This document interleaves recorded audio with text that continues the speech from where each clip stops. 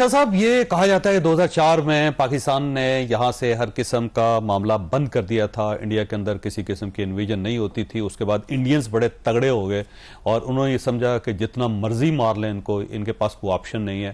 تو اب انڈیا کے اندر یہ ڈیبیٹ شروع ہو گئی ہے کہ پاکستان نے دوبارہ رسپانس کرنا شروع کر دیا۔ یہ 2004 سے پہلے کی صورتحال ڈیولپ ہو گئی ہے۔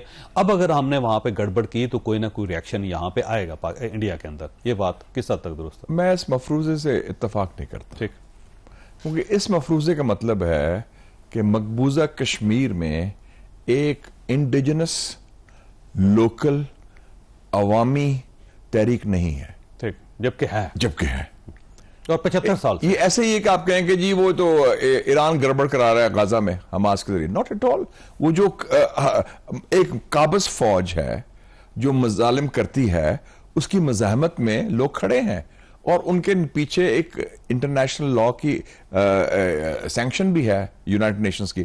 تو کشمیری عوام نے یہ جدوجہد خود شروع کی تھی، پاکستان نے تو نہیں شروع کرائی تھی۔ ہم تو بزی تھے افغانستان میں، تو ہم سے پوچھا تو نہیں تھا نا۔ وہ خود کھڑے ہوئے انڈیا کے خلاف 89 میں، جب انڈیا نے الیکشن رگ کرایا 87 کا اور وہ ظلم اور جبر بڑھ گیا، تو کشمیری عوام پہلے بھی کھڑے ہو چکے ہیں۔ تو لیٹسٹ جو ایپیسوڈ 89 سے شروع ہوا، وہ ہماری طرف سے نہیں کہ ہم سوئچ آن یا سوئچ آف کریں، بٹن دبا دیں جو بند ہو جاتا ہے، بٹن کھول دیں تو شروع ہو جاتا ہے۔ دس از ایبسولوٹلی رانگ۔ یہ ایک پروسیس ہے اور اس میں پاکستان نے ان کو سیاسی اور اخلاقی حمایت دی ہے۔ اور یہ ایک اور چیز نوٹ کریں، انٹرنیشنل قوانین کے تحت اگر کوئی محکوم قوم ہے اور بیرونی فوج کا قبضہ ہے، جیسے فلسطین میں یا کشمیر میں ہے، تو ان کا مسلح جدوجہد بھی جائز ہے، ٹھیک، انٹرنیشنل لا کے تحت۔ تو کشمیری جو عوام جو لڑ رہے ہیں وہ جائز ہے، ان کا حق ہے، حق خود ارادیت کی خاطر وہ لڑ رہے ہیں، چاہے وہ بندوق سے لڑیں یا زبان سے لڑیں یا اور کس طریقے سے لڑیں۔ اچھا یہ فرمائیے، انڈیا کے اندر کوئی بھی واقعہ ہو جائے تو فوری طور پہ پاکستان کے اوپر الزام کیوں لگ جاتا ہے، اور ساتھ ہی جو انڈین گورنمنٹ ہے وہ سینکشنز لگانا شروع کر دیتی ہے اور ایک بلیسی کرنا شروع کر دیتی ہے اور ایک جنگ کی صورتحال پیدا کر دیتی ہے؟ اس میں ایک بہت فرق ہے۔ ہمارے ہاں میں نے دیکھا ہے پاکستانی، میں انڈیا جاتا بھی رہتا ہوں، میں لکھتا بھی رہا ہوں، ایک زمانے میں ان کے جرنل سے بھی ملتا رہا ہوں۔ پاکستان میں مجموعی طور پر ایک تو زیادہ نیشنل سیلف کانفیڈنس ہے، خود اعتمادی بھی ہے، خاص طور پہ جب سے 1998 نیوکلیر پاور بنے ہیں۔ اور دوسرا میں دیکھا کہ اوورآل ہمارا دل بھی بڑا ہے ان ٹرمز آف اکوموڈیٹنگ اور کرنے کے لیے۔ جیسے کرکٹ میچ دیکھ لیں، ٹیسٹ ہے سمپل سا، جب کرکٹ ٹیم ان کی آئی، یہ مشرف صاحب کے دور کی بات کر رہا ہوں، اور انہوں نے پاکستان کے اندر پاکستان کو ہرایا، تو ہم نے ان کو سراہا، ہم نے تالیاں ماری، ہم نے کیا۔ لیکن جب یہ کام پاکستان ٹیم نے ہندوستان کے خلاف کیا، انہوں نے اسٹیڈیم جلا دیا تھا، بالکل صحیح، اتنا غصے میں کہ یہ ہم ہارے ہیں اور بڑا نفرت کے ساتھ۔ تو آپ الیکشن کیمپین دیکھ لیں، انڈیا کا 2024 کا الیکشن کیمپین، اس کی بنیادی پاکستان تھی، پاکستان بیشنگ، مسلمان بیشنگ۔ ہمارے 30 سال سے الیکشن کیمپین میں ایک دفعہ بھی انڈیا کا ذکر خیر ہی نہیں ہوا۔ بالکل ٹھیک، مودی کی بنیاد پہ الیکشن نہیں لڑا کبھی نہیں۔ سو ایک یہ بھی اپروچ دیکھیں۔ اور آپ نے جو بھی بات کی کہ ہر جو واقعہ ہوتا ہے، آپ نے یہ نوٹ کریں، ایک ایس او پی بڑا کلیئر بن گیا ہے، جیسے آٹو پائلٹ پہ ہوتا ہے، واقعہ ہوا 5 منٹ کے بعد آپ پاکستان کو ملزوز الزام لگائیں بغیر ثبوت کے، میڈیا کو، اور پھر میڈیا جو ہے نام نہاد آزاد میڈیا، میں کہتا ہوں شیم آن انڈین میڈیا، جس طرح ان کا بیہیویئر ہے، جھوٹ کو آگے بڑھا رہے ہیں۔ ہمارا میڈیا، آپ لوگ کہتے ہیں کہ ادھر یہ ہے، وہ فلانا ہے، اسٹیبلشمنٹ اور اس طرح کی باتیں ہوتی ہیں۔ آپ یہ دیکھیں کہ ہمارے میڈیا نے بڑے میچورلی، بڑے محتاط طریقے سے، اور کوئی ایسی جنگوازم یا وار ہسٹری نہیں پیدا کیا۔ ان کا تو سارا میڈیا پاگل ہو گیا ہے۔ اور جب آپ کو یاد ہے کہ انہوں نے جب 11 مارچ ہوا تھا یہ جعفر ایکسپریس، تو تبلے بجائے تھے انہوں نے، ہم نے تو کنڈیم کیا، یہ واقعہ ہوا ہے، بڑا افسوس ہوا ہے ہمیں کہ سیولینز مارے گئے، ہمارے خود دہشت گردی کا شکار ہیں، ہم نے کوئی کسی نے سیلیبریٹ نہیں کیا۔ تو یہ دونوں سوچ میں بڑا فرق ہے۔ بلکہ اگر آپ کو یاد ہو تو مہرنگ بلوچ کے بارے میں انہوں نے کہا جی کہ وہ بڑی جلدی پرائم منسٹر بنے گی۔ سوچ دیکھیں، اور ہم اسے نیشنل لیول پہ سواگت دیں گے، ان کو استقبال کریں گے، تو ہم ان کو کہہ دیں کہ جی سردار فلانا جو ہے وہ خالصتان کا وزیر اعظم بن کے پاکستان آئے گا، ہاؤ ول دے فیل؟ اور ہم اگر گلوریفائی کرنا شروع کر دیں سنت جرنیل سنگھ بدنوالا کو کہ یہ بہت بڑا کوئی ہیرو تھا، وہاں پہ تو 25 تحریکیں چل رہی ہیں، 25 پرائم منسٹر بن سکتے ہیں وہاں سے۔ اور آپ ہم یہ اس وقت دیکھیں ابھی status ڈاکٹر یونس گئے تھے وزیر اعظم بنگلہ دیش کے چائنا, انہوں نے کیا کہا 7 سسٹرز کے بارے میں, ناگالینڈ, میزورام, منی پور, تریپورا. انہوں نے کہا یہ جو چکنز نیک ہے چھوٹا سا, ہم اگر کوئی ایسی چیز ہو تو 7 یہ ریاستیں علیحدہ ہو جائیں گی. علیحدہ ہو جائیں گی ظاہر ہے. وہ چائنا تو بالکل وہ درمیان سے گزر رہا ہے, بالکل چھوٹا سا کوریڈور ہے, بالکل وہ کٹ جائے گی. تو آپ, اور ایک اور موومنٹ ہے, آپ تو بڑے خود بھی اسٹڈی کرتے ہیں, ماوسٹ موومنٹ, نیکسلائٹس.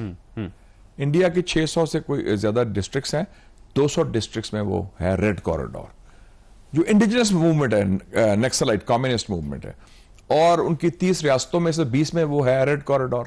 اس کی کوئی حمایت نہ چائنا, لال سلام کہتے ہیں. لال سلام کہتے ہیں, بالکل ایگزیکٹلی. اور وہ کوئی باہر کی ملک تو نہیں سپورٹ کر رہا, وہ ایک انڈیجنس عوامی تحریک ہے, جس طرح کشمیر کی ایک انڈیجنس عوامی تحریک ہے, کیونکہ وہ مظالم کے خلاف ہے. تو اس حوالے سے یہ جو الزام لگانا پاکستان کے خلاف, جو خود فالس فلیگ کرتے ہیں, آپ نے دیکھا کہ بالا کوٹ میں کتنا جھوٹ بولا تھا 2019 میں, پرندے مارے تھے اور پتے تھے ادھر, اور کہا جی ٹریننگ کیمپ ہے. اور اس سے پہلے الفران کا واقعہ ہوا تھا 1995 میں, آپ کو یاد ہے وہ, اور یہ بھی اپنی تنظیم تھے, اور یہ بھی پتہ نہیں کشمیر ریزسٹنس کہاں سے آ گئی, میں نے تو پہلی دفعہ نام سنا فرسٹ ٹائم. اچھا یہ فرمائیے شاہ صاحب کہ 2019 میں جب یہ اسی قسم کا واقعہ ہوا تھا, جیسے آپ بالا کوٹ کی آپ نے بات کی, اس کے بعد پھر پاکستان نے ظاہر ہے اس کے اوپر ایک رسپانس کیا بہت, تو یہ بتائیے گا کہ اس وقت صورتحال کیا تھی, اور 2019 میں ظاہر ہے آپ خود سینٹ کا حصہ تھے اور آپ نے وہ میٹنگ بھی اٹینڈ کی تھی, تو پاکستان کا جذبہ کیا تھا اور کیا صورتحال تھی؟ میں اس سے پہلے تھوڑا سا چلا جاؤں کہ یہ ایک پیٹرن کیا ہے. 1984 کی بات, اور اس وقت ان کی آپریشن بلو سٹار, وہ جو راجیو گاندھی کے دور, نہیں اندرا گاندھی, 1984 اکتوبر میں ماری گئی تھی نا, اس کو ابھی مئی کی بات کر رہا ہوں میں, جب انہوں نے وہ بلو سٹار کا آپریشن کیا امرتسر میں, گولڈن ٹیمپل پر حملہ کیا. اس وقت انہوں نے کہا کہ یہ پاکستان کروا رہے ہیں, ان کی سوچ تھی, اور انہوں نے اسرائیل کے ساتھ مل کے ایک منصوبہ بنایا کہ ہم کاہوٹا پاکستان میں بومبنگ کریں. وہ منصوبہ چونکہ ہم اس کو امریکہ کے حلیف تھے, افغان جنگ تھی, تو امریکہ کی CIA نے جنرل ضیاء کو بتا دیا کہ جناب یہ اسرائیل یہ پلان کر رہا ہے, آپ تیاری کریں, ہم بھی روکنے کی کوشش کریں. تو جنرل ضیاء نے پھر وارننگ دی اور وہ خبریں لیک شیک کرائیں. اب یہ 2019 میں آپ آ جائیں, اس وقت میں بڑا کمنٹ کروں گا, ایک بڑا انسنگ ہیرو جس کو زیادہ ذکر نہیں ہوتا, ایئر چیف مارشل مجاہد انور خان صاحب, وہ چیف آف ایئر سٹاف تھے, اور انہوں نے پہلی تیاری کرتی, SOP تیار تھا ان کا کہ اگر یہ بات بڑھتی ہے تو یہ سٹیپس لیں گے, اور اس میں بڑی کلیئرٹی تھی اس وقت. اور میں اس وقت کے پرائم منسٹر کو بھی داد دیتا ہوں, عمران خان نے, انہوں نے بھی کہا کہ نہیں, وی ول ہٹ بیک.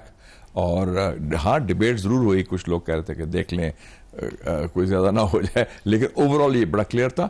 اور جب یہ ودن 24 آورز یہ ہوا, تو آپ نے دیکھا کہ انڈیا کا بالا کوٹ میں حملہ ہوتا ہے, ہمارے ہم 2 جہازوں کے جوابی کارروائی میں گراتے ہیں, ابھینندر پکڑا جاتا ہے.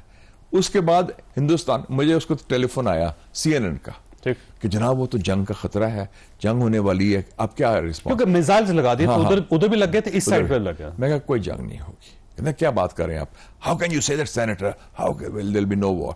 میں نے کہا بات یہ ہے کہ مودی ایک بلی ہے, وہ ٹیسٹ کر رہا تھا ہمیں, اور میں کہتا انڈیا کی سائز یہ ہے. میں کہا size does not equal strength.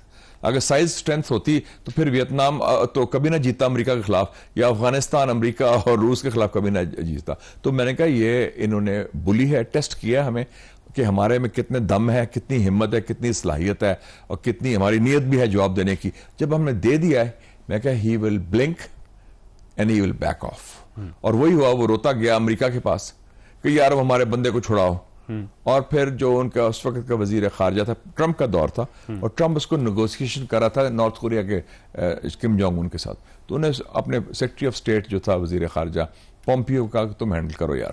اس نے پھر فون کیا, اس نے کہا, پومپیو نے اپنی کتاب میں لکھا ہے کہ then I call the real ruler of Pakistan, جو پاکستان کے اصل حکمران تھے, جنرل قمر جاوید باجوہ. کہتے ہیں میں ان کو فون کیا, ان کو کہا کہ یہ کریں, مہربانی کریں, تو وہ انہوں نے کر دی اور کروا دی علادہ. اچھا, اس زمانے میں بہت ساری خبریں گردش کر رہی تھی کہ پرنس کریم آغا خان نے بہت پازیٹیو کردار ادا کیا اس میں, پھر یہ تھا کہ برٹش ہائی کمشنر جو تھے وہ آرمی چیف سے جا کے ملے, انہوں نے کہا جی آپ نے بدلہ لے لیا, بندہ ان کا واپس کر دیں. اس ٹائپ کی بہت زیادہ خبریں اس زمانے میں آتی ہوتی تھیں.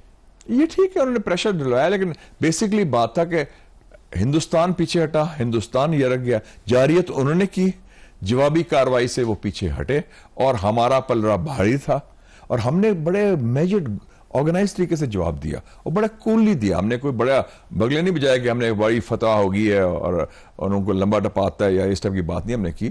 ہم نے کہا ٹھیک ہے. اور یہ 99 میں بھی آپ کو یاد ہے کارگل میں ہم نے ان کا پائلٹ گرایا تھا, نیکی چیتا لیفٹنٹ تھا اور وہ ایئر فورس کا تھا, اور اس کو پھر ہم نے چھوڑ دیا تھا ودن 3 days. تو یہ کوئی نئی بات. میں نے بریک لینی شاہ صاحب, لیکن ایک کہا جاتا ہے کہ اگر 1998 میں پاکستان اپنے آپ کو نیوکلیر پاور نہ بناتا تو آج شاید صورتحال بالکل مختلف ہوتی. تو یہ ایک بات طے ہے کہ ہم نے جب اس وقت مسل دکھائے اور فیصلہ کیا, اس فیصلے اور مجھے فخر ہے کہ I was the first to advise Mian Nawaz Sharif صاحب ان المآتی کہ میاں صاحب اٹس ناؤ اور نیور, ان کڑاکے کٹ دیو اور جو بھی کاروائی کرو. اور ٹو ہز کریڈٹ میاں صاحب نے بالکل صحیح فیصلہ کیا. It was a decision of the government of Pakistan, اور بڑا سب سے تاریخ کا قومی سلامتی کا مشکل فیصلہ تھا, لیکن وہ تاریخ نے ثابت کیا کہ وہ صحیح فیصلہ تھا. میں نے بریک لینی, آپ کے پاس سوال چھوڑ کے جا رہا ہوں کہ اس وقت کیا کیا پریشر تھے اور کون کون سے ملک تھے جو نہیں چاہتے تھے کہ پاکستان نیوکلیر پاور بنے. چھوٹی سی بریک, اور بریک کے بعد دوبارہ حاضر ہوتے ہیں.